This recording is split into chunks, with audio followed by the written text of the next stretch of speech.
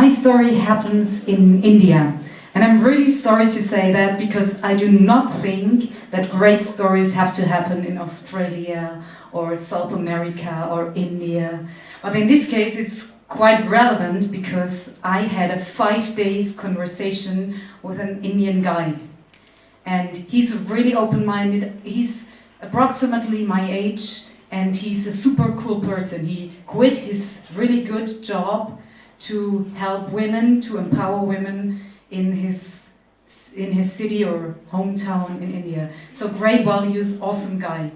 And one of the first things I got to know about him was the fact that he was in an arranged marriage. And he found it great. And I kept talking to him for 5 days because from my point of view, that didn't make any sense. The picture I had in my mind, arranged marriage, they did not have to do anything with equality or with any rights of females. The way I knew it was just completely different from my values, and I did not understand how that guy, with these great ideas and great things he did, could ever really stand there telling me that arranged marriage is much better and much more free than the way we live in the Western countries. So I kept talking to him for 5 days because I really wanted to understand it. I didn't get that point. And at the end of these 5 days, I understood. I cannot sum this up in 2 minutes on the stage, but my message is the following one. Most of the time, we have a quite strong opinion about things we hear and about things we see.